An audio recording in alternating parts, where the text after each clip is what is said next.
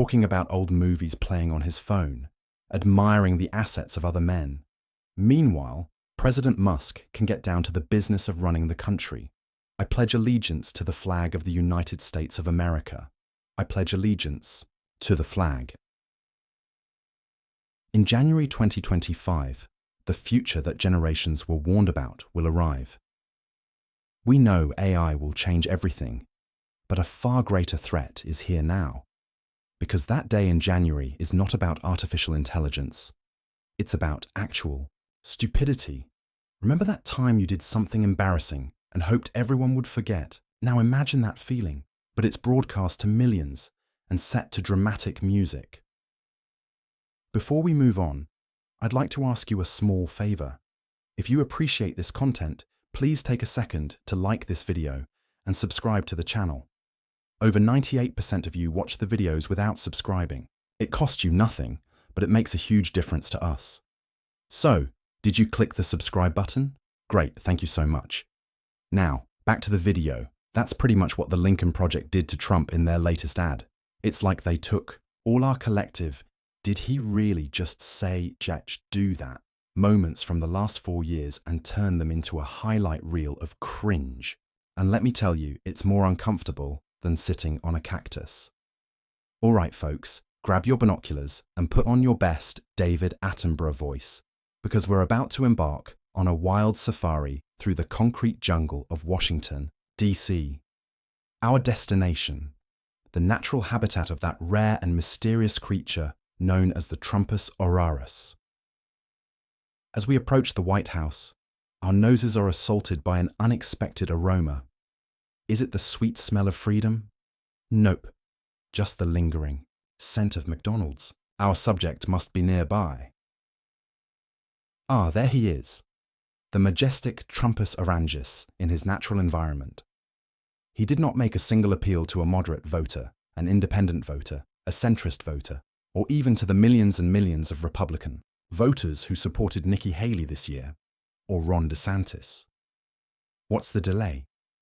Mitch McConnell wants to protect big companies taking advantage of the COVID crisis by giving them immunity from accountability. It's the place where Americans look for leadership when the night is at its darkest and when the dawn breaks brightest. Call them today. Remind them.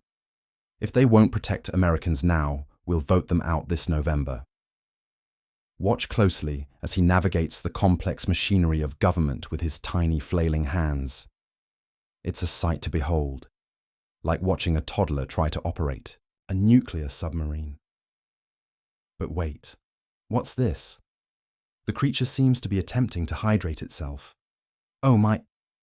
It appears to be using both hands to lift a small glass of water to its mouth. Fascinating. Most primates can accomplish this task one-handed, but our subject seems to be part of a unique 1% that requires additional appendage support for basic hydration. Listen closely now. Did you hear that? No matter what happens with Joe Biden, no matter what he decides or what happens in the Democratic Party, you can never take your foot off the gas when attacking Donald Trump. That means companies could cut corners, expose workers or their families to infection, or rip off consumers without any consequences. You know, the White House is more than just a building. It's more than 18 acres of land in Washington, D.C. I pledge allegiance to the flag of the United States of America. I pledge allegiance to the flag. Ah, yes. The mating call of the Trumpus orangus. Scientists are still puzzled by its meaning, but it seems to attract a certain subset of the population. Perhaps it's a form of sonar, bouncing off the walls of echo chambers across the nation. Speaking of walls, let's take a closer look at the creature's lair. Notice the strange markings covering every surface. At first glance, one might mistake them for ancient hieroglyphics. But no, these are in fact tweets, the preferred method of communication for our subject. It's truly remarkable how he manages to convey complex policy decisions in just 280 characters or less. Now, you might be wondering about the creature's unique coloration. Experts suggest it could be due to its diet, which consists mainly of Diet Coke and well-done steak. It's a miracle of nature how he maintains that vibrant orange hue without the aid of fruits or vegetables. Oh, look, the Trumpus auraris is attempting to interact with other world leaders. This should be interesting. Watch as he approaches the German alpha female, Angela Merkel. He extends his hand and, oh dear, she's left hanging in what can only be described as the most awkward handshake attempt since the invention of hands. It's painful to watch, like seeing a giraffe try to use chopsticks. When did conservative values become about one man? When did faith go from looking upward to looking the other way? Donald Trump doesn't represent the party of Lincoln. And local food. Banks are strained to the brink. It has never been harder, and people are hurting. Talking about old movies, playing on his phone, admiring the assets of other men. Meanwhile, President Musk can get down to the business of running the country, indivisible, with liberty and justice. For Trump. As our time in this bizarre habitat comes to an end, we can't help but ponder. Is this really the alpha male of American politics? Or have we stumbled upon some sort of elaborate zoo exhibit gone horribly wrong? All right, let's keep this Trump train rolling, folks. We've seen the orange menace in his natural habitat, but now it's time to watch him venture out into the wild. And by wild, I mean Puerto Rico after Hurricane Maria. Talk about a fish out of water, or should I say a Trump out of his gold-plated tower. Our favorite reality TV star turned president decided to show off his disaster relief skills, and boy, was it a disaster? Picture this: a hurricane-ravaged island, desperate for help, and in swoops our hero with paper towels. That's right, folks. While most presidents bring hope and resources, Donny Diapers brought bounty. Talk about bouncing back from adversity. Now, I know what you're thinking. Surely there's more to this story. Oh, there is. Our grumpy Trumpy, in his infinite wisdom, decided that the best way to comfort hurricane survivors was to play basketball with paper towels, because nothing says I care like chucking absorbent paper products at people who have lost everything. But wait, there's more. Our commander in cheap shots wasn't content with just making it rain paper towels. No, he had to open his own mouth too. And we all know what happens when Trump starts talking. It's like watching a car crash in slow motion, but with words.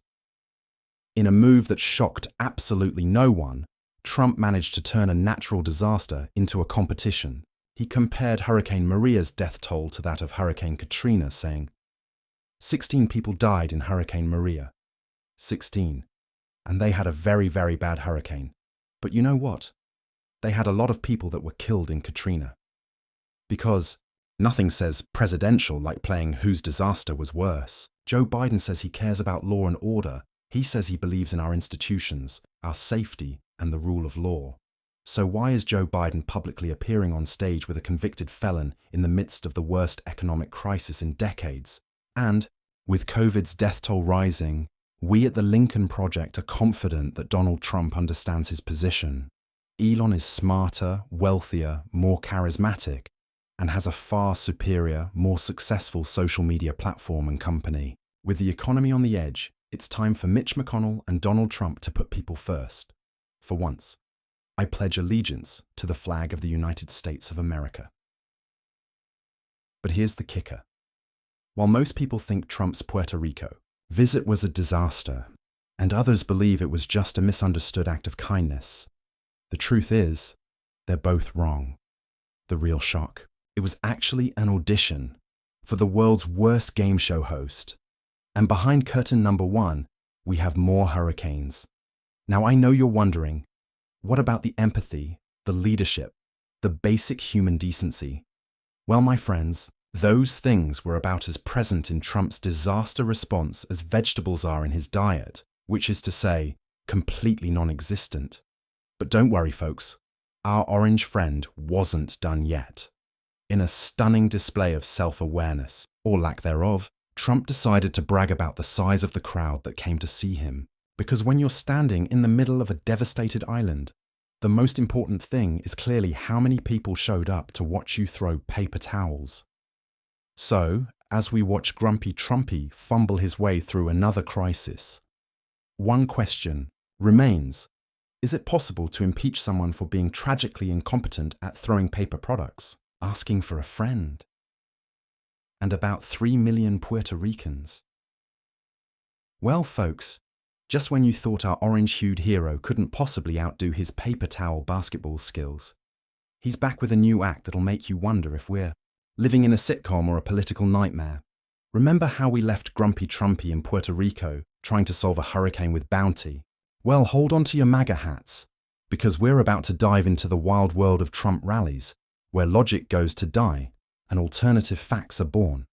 Picture this: a sea of red hats, questionable fashion choices, and enough conspiracy theories to make even the tin-foil industry blush. It's like Comic-Con for people who think the Earth is flat and vaccines contain microchips. And at the center of it all, our very own Donny Diapers, ready to serve up a word salad that would make a blender jealous. As Trump takes the stage, the crowd goes wild. Is it because he's about to unveil a groundbreaking policy? Nah, he's just promised to lock someone up again.